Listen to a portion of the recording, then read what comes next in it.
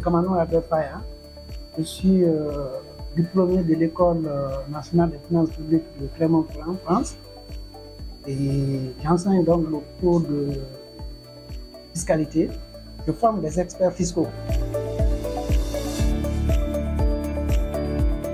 Et d'entrée en jeu, je vous dis que c'est la première fois en Guinée qu'un cabinet forme des experts fiscaux. Et je forme 3 personnes en même temps, c'est-à-dire l'inspecteur des impôts, en cas de contrôle fiscal, d'une vérification de comptabilité ou un contrôle ponctuel, comment il va rechercher des informations pour tirer des conséquences fiscales. Tirer les conséquences fiscales, cela veut dire tout simplement quels sont les impôts à rappeler, que ce soit la TVA et l'IS. Donc je les forme de telle sorte que lorsqu'ils vont lire les états financiers, ils vont rechercher très rapidement des informations en plus de tirer les conséquences fiscales. Comme je le disais tantôt, je forme 3 personnes en même temps. Je forme le chef comptable parce que en fait, la fiscalité découle de la comptabilité. Donc un chef comptable doit avoir des informations sur les impôts, la TVA, quel est le fait générateur et l'exigé de la TVA lorsqu'il comptabilise des opérations, quelle incidence fiscale que la comptabilisation des opérations va donner en termes de TVA et de l'impôt sur les sociétés. Parce que c'est lui qui est effectivement l'élément majeur au niveau des informations à fournir pour tirer les conséquences, c'est-à-dire pour rappeler les différents impôts. Donc, s'il n'a pas les informations en fiscalité, c'est un risque majeur pour l'entreprise. Parce qu'en cas de contrôle fiscal, il y aura beaucoup plus de rappels d'impôts. Donc, je forme le chef comptable. C'est pour qu'il ait des informations sur les incidences fiscales des opérations qu'il comptabilise. Je forme aussi le conseil fiscal. Le conseil fiscal qui doit avoir d'ailleurs plusieurs clients selon le type d'activité. Parce qu'il y a des sociétés minières, il y a des sociétés de télécommunications. Il doit avoir plusieurs clients. Donc, il faut qu'il sache comment conseiller par exemple, un de ses clients qui évolue dans le domaine de la télécommunication. Quelles sont les obligations d'une société de télécommunications? Quelles sont les obligations d'une société minière? Donc, le conseil fiscal doit avoir des informations sur tous les domaines d'activité.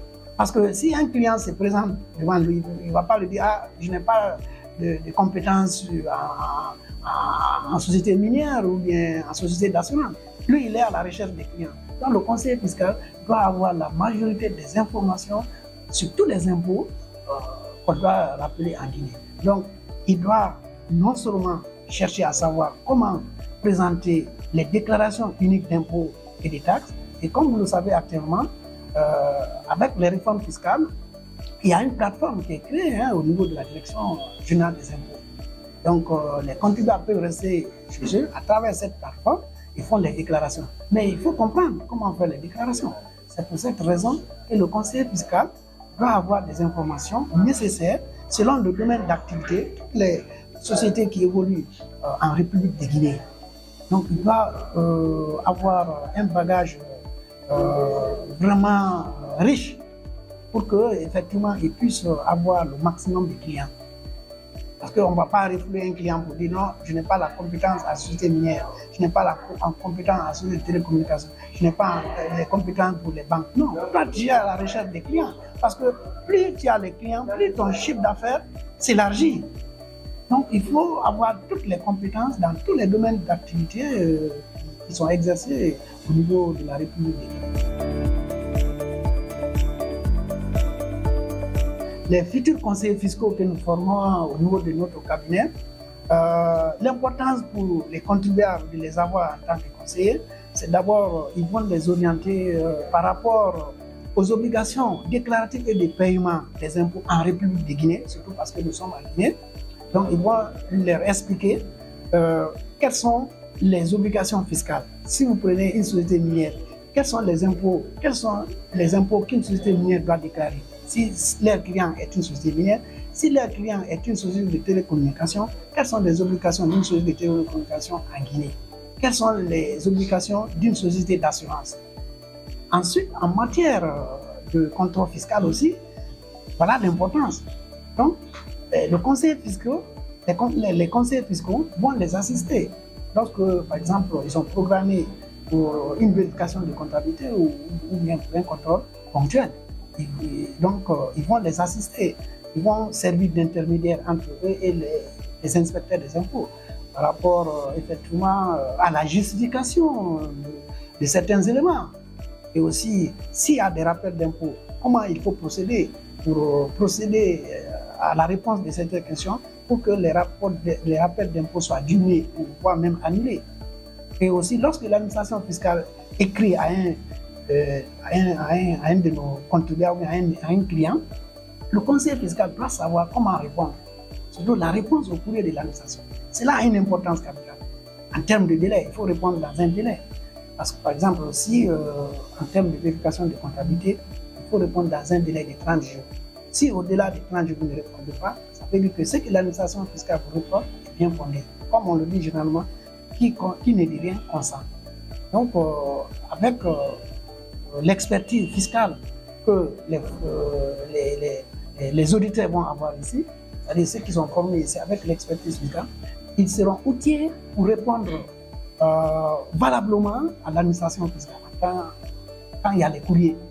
C'est-à-dire que si l'administration fiscale écrit contribuable, ces conseillers fiscaux seront à mesure de répondre au courrier de l'administration fiscale. Et je l'ai fait, je l'ai fait pour beaucoup, je l'ai fait pour les sociétés minières, dans d'autres sociétés, dans d'autres domaines, pour l'audit fiscal. L'audit fiscal, c'est un diagnostic qu'on doit faire d'abord au niveau d'une entreprise par rapport à sa situation fiscale. Donc, selon le régime juridique de l'entreprise, quelles sont les obligations auxquelles l'entreprise doit faire face au niveau de l'administration fiscale. Auditer, faire le diagnostic. C'est-à-dire que, on fait un inventaire des problèmes qui doivent être posés. Quelles sont les déclarations que l'entreprise doit faire en tenant compte de son statut juridique? Est-ce que c'est une entreprise au régime normal? Est-ce que c'est... Parce qu'en fait, en Guinée, actuellement, il y a le régime normal de trésorerie, le système minimal de trésorerie. Et, les entreprises de ce régime ne sont pas obligées de tenir les états financiers. Mais ils peuvent tenir les factures d'achat ou des ventes. Tandis que le régime normal, ça c'est pour les entreprises qui ont un chiffre d'affaires qui dépasse 1 milliard. Donc ces entreprises-là sont gérées par la direction. Donc il y a la direction, vous savez, notre direction, c'est une direction générale, donc il y a plusieurs directions. Il y a la direction des grandes entreprises, si le chiffre d'affaires dépasse 15 milliards, donc il y a un certain nombre d'obligations auxquelles il faut faire face pour cette catégorie de sociétés. Il y a des entreprises, si le chiffre d'affaires dépasse de 1 milliard jusqu'à 15 milliards, ça c'est la direction des moyennes entreprises. Donc il y a ces différents régimes-là. Donc l'expert fiscal doit comprendre tout ça. Quels sont les impôts qu'on doit déclarer à la direction, quels sont les impôts qu'on doit déclarer au niveau des sites déconcentrés, par exemple le gouvernorat ou à l'intérieur. Sur les aspects fiscaux, on demande d'abord les documents juridiques, le RCCM. Ça va nous permettre de savoir si c'est une personne physique ou une personne morale. Donc ça, c'est des éléments, parce que vous savez que la fiscalité, elle est juridique. Donc c'est le respect de la loi.